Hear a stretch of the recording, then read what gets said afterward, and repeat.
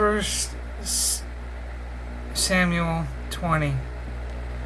Then David fled from Naioth at Ramah and went to Jonathan and asked, "What have I done? What is my crime? How have I wronged your father that he is trying to take my life?" "Never," Jonathan replied. "You are not going to die. Look, my father doesn't do anything great or small without confiding in me. Why should you hide this? Why should he hide this from me? It's not so." But David took an oath and said, "Your father knows very well that I have found favor in your eyes." And he has said to him, and he has said to himself, "Jonathan must not know this, or he will be grieved. Yet as surely as the Lord lives, and as you live, there is only one step between me and death." Jonathan said to David, "Whatever you want me to do, I will do for you." So David said, "Look, tomorrow is the new moon harvest, and I am supposed to dine with the king. But let me go hide in the field until the evening of the day after tomorrow. If your father misses me at all, tell me."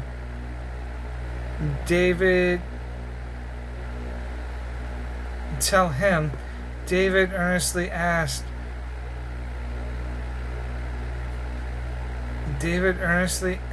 my permission to hurry to Bethlehem, his hometown, because an annual sacrifice is being made there for his whole clan. If he says, "Very well," then your servant is safe.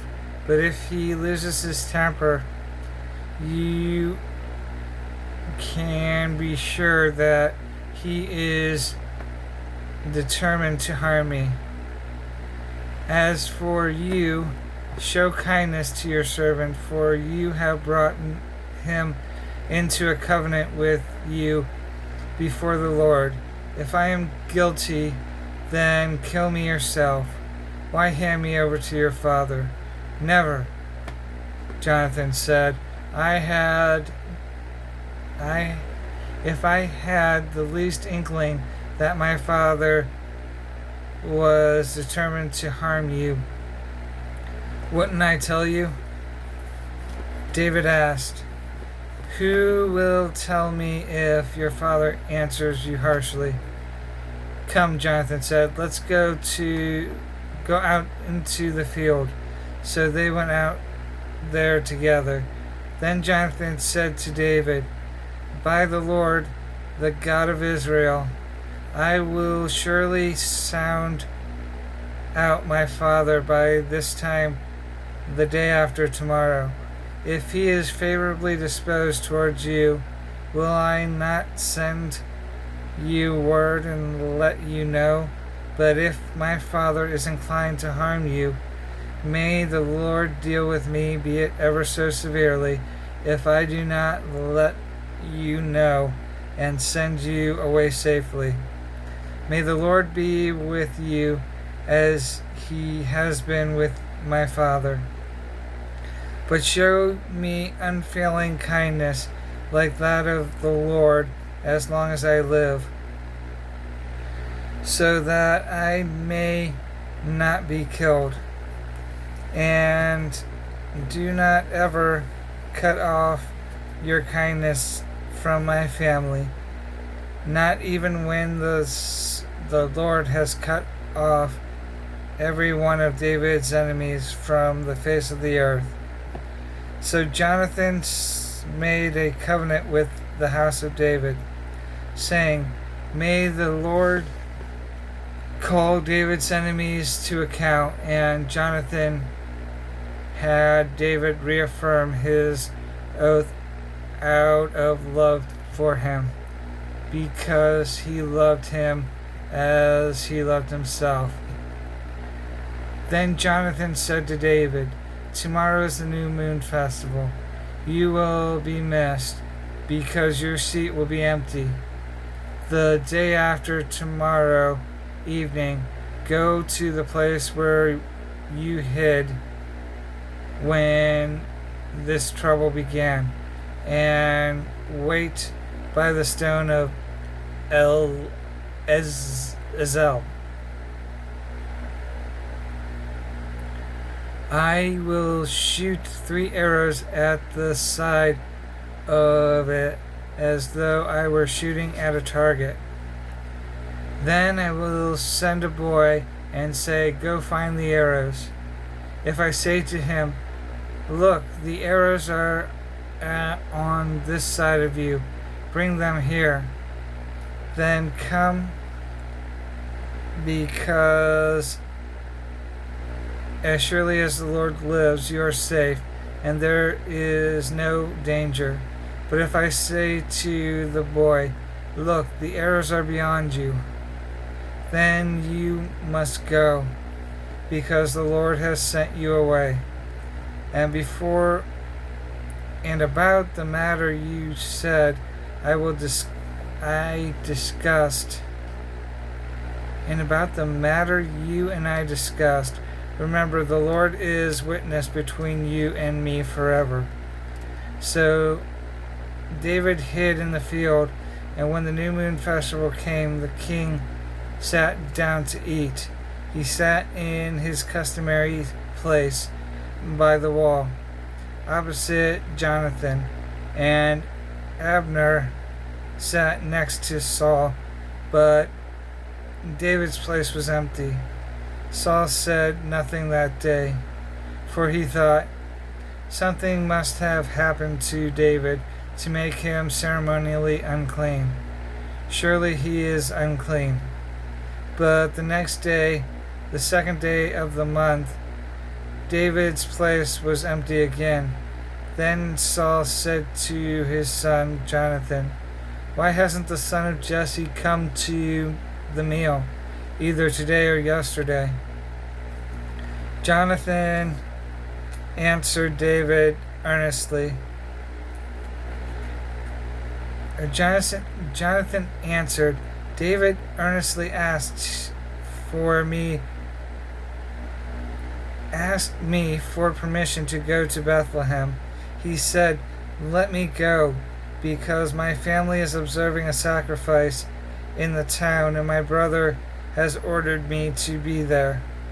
If I have found favor in your eyes, let me get away to see my brothers.' That is why he has not come to the king's table."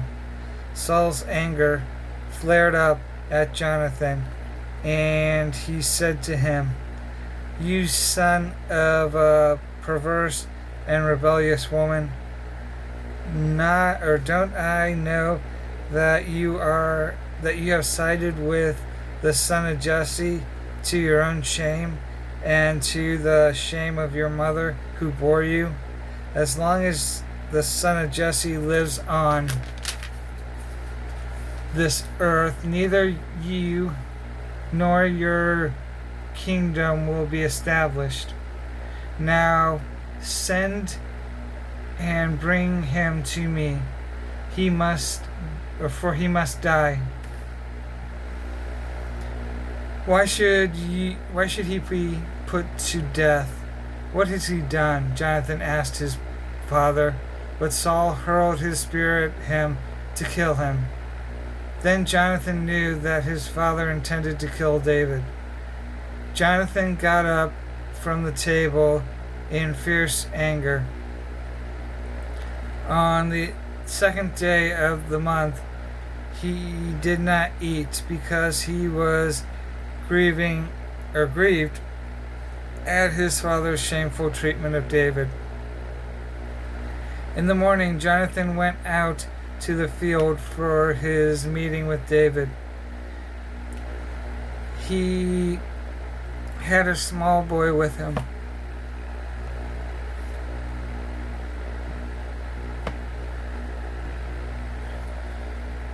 And he said to the boy, "Run and find the arrows I shoot." As the boy ran, he shot an arrow beyond him. When the boy came to the place where Jonathan's arrow had fallen, Jonathan called out after him, "Isn't the arrow beyond you?" Then he shouted, "Hurry! Go quickly, don't stop." The boy picked up the arrow and returned to his master. The boy knew nothing of all this. Only Jonathan and David knew. Then Jonathan gave his weapons to the boy and said, "Go carry them back to town."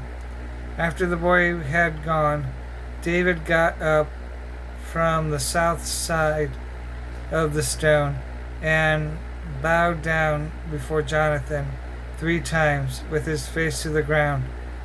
Then they kissed each other and wept together, but David wept the most.